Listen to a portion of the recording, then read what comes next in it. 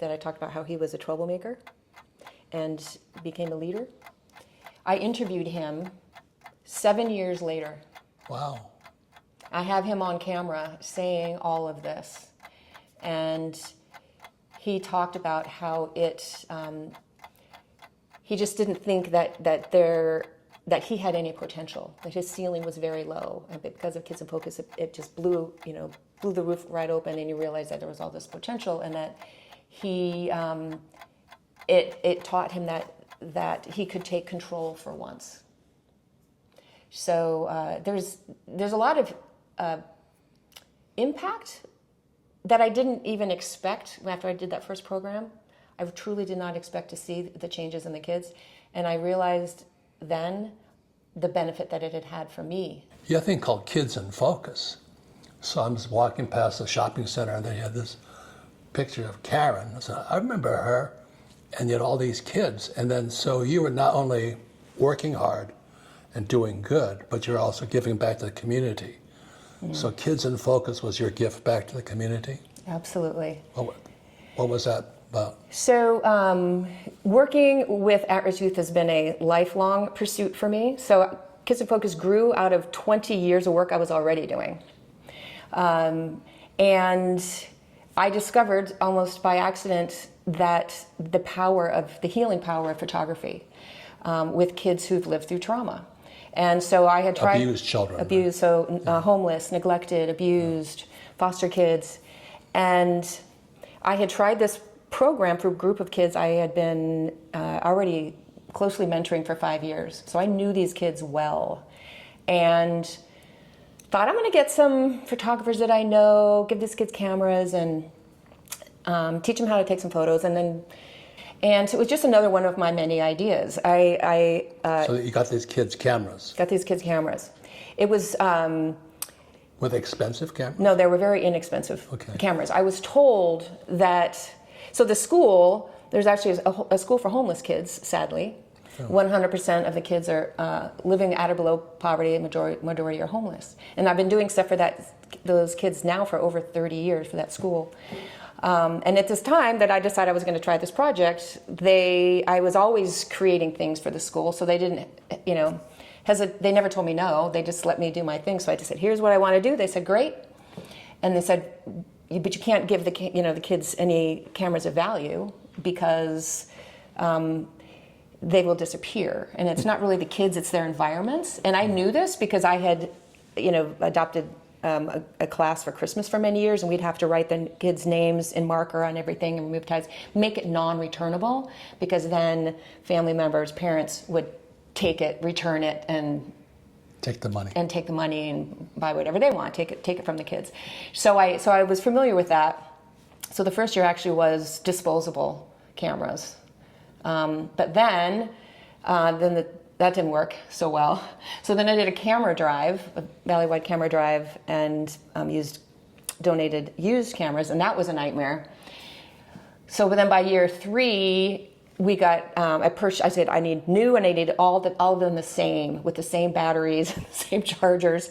So I got them cameras that had value, and had the kids and the parents sign a contract.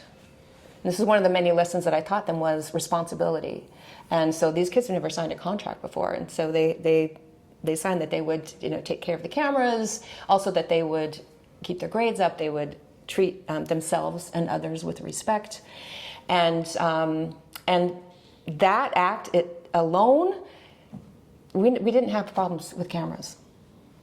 The school was amazed, and it also was enough to really get kids to change their behavior, because they're now feeling accountable. They've signed their signature to something, and we never said that the kids would be kicked out, but there was no threat. It was implied. Right.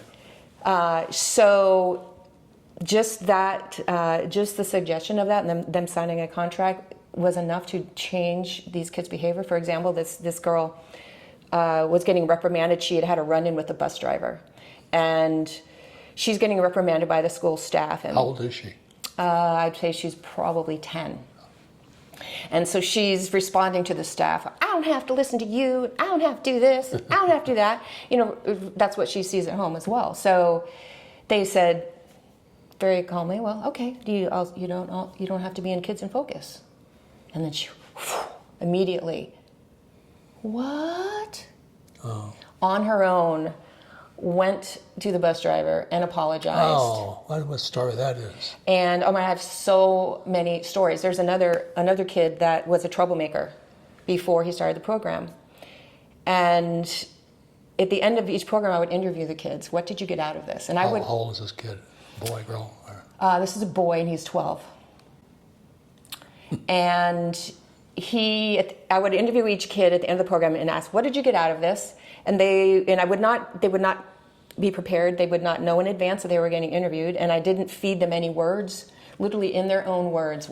What did you get out of this? And this kid said that I was a troublemaker before.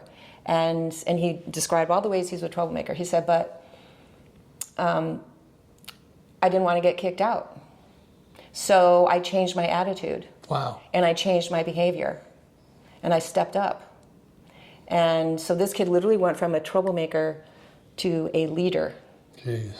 During that program. Because these kids, they want something yes. to feel a part of, something positive, and they truly want to do good things. Right. They just need to learn the tools. Right. So, yeah, so that contract not only solved the camera, saying the camera's home with the kids, it solved a lot of other issues as well. Every program we would see kids with behavioral issues literally disappear, anger issues disappear. By taking a picture, what did it do for the kids' self-esteem or resiliency and all that?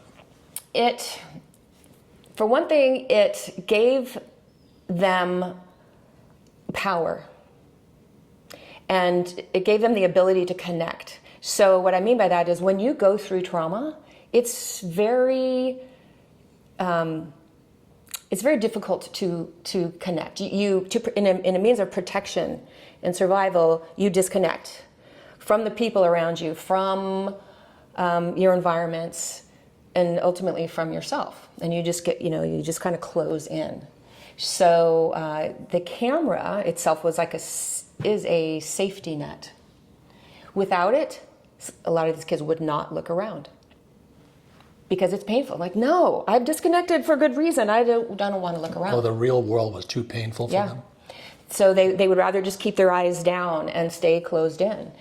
But there's something about the camera. You give them that camera, and it's like a safety net. Without the camera, they won't do it. They won't connect. It protects them from the world. It protects them. It's a safety net. I've had kids that I have personally mentored that it would take 3 weeks. Like this one girl, and we take them on field trips all over the place to sort of remove them from their everyday stressful environments and show them that there is a world, a very interesting world full of opportunity out there. And so that's another big important piece. But I'm mentoring her, and I'm really pretty good at this point of getting kids to take pictures and showing them, and getting down, see this, and do you see that? And we'd get back to download photos, and she's like, I have 2 pictures. The other, we work in pairs, the other child had like 80. I'm like, how? I was right there. She literally was faking pressing the shutter. That's how painful it is for a lot of these kids. It's very common for them. Just seeing the outside world is painful. Yeah, just seeing it, connecting to it. They'd just rather just keep their eyes down and stay closed in. But by week 3, so it's the combination of that and then a mentor who's trained. So the mentors are photographers, and they were trained to see and notice. So put them in a new environment with that camera, which is a safety net, and a mentor who can really help to show them to start noticing things and become aware.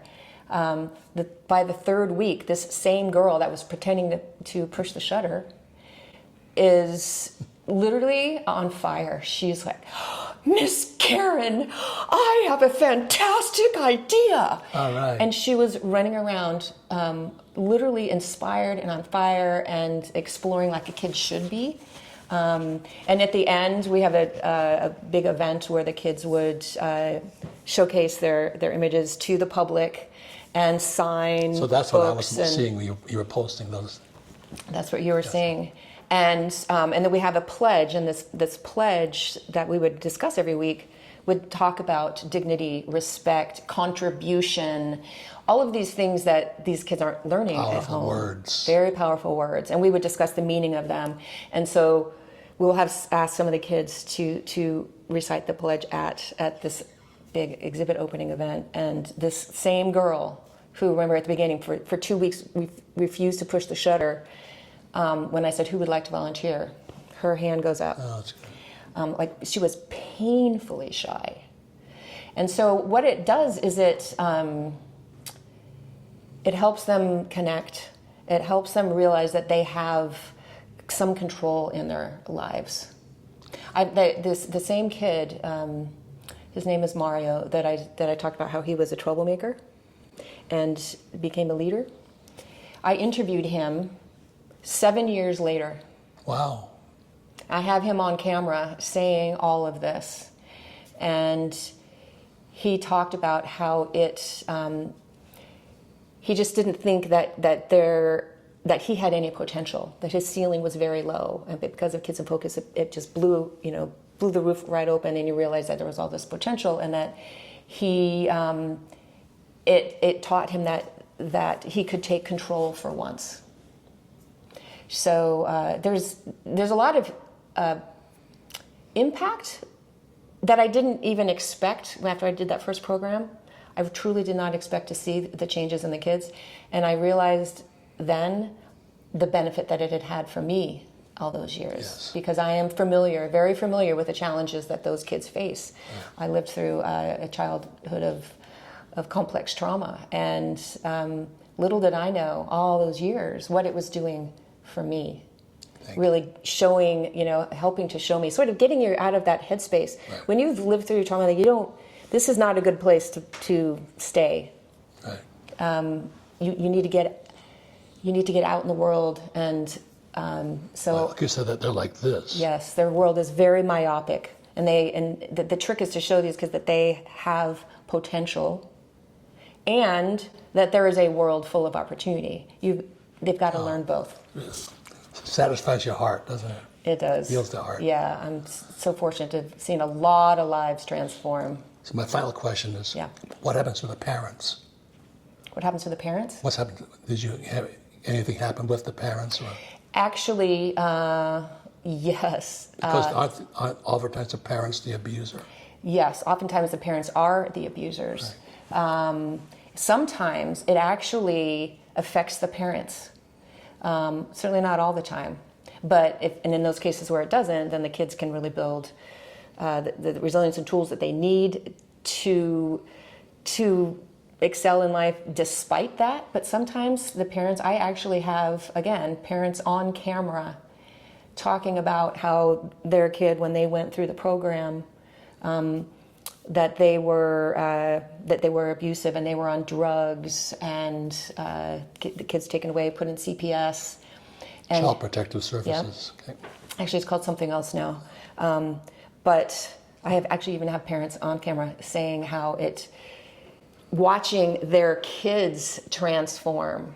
They transformed, and thought, my gosh, if their kids can do that, then we can too. Thank you. Yeah. Well, from an entrepreneur to an entrepreneur, a lot of people have entrepreneurs have a bad word, bad name. They're just in it for the money. But I'm not in Rich Dad. I was already rich when it came to Rich Dad, created Rich Dad. But I do it to give back. Yes, you do. Congratulations on you giving back. Thank you. Yeah, and so. Yeah, it's a mindset. Yeah. Yep. So for female entrepreneurs out there, what words of advice do you have for them? I would say constantly learn and grow. That is key, and take every challenge as an opportunity. Those two things, and make sure you're enjoying what you're doing. And if you're doing those things, you'll stay fresh, you'll stay competitive, and you will excel. And be the best you can be. And be the best you can be. Absolutely. Well, congratulations. It's an honor to know you for all these years. Thank you, Robert.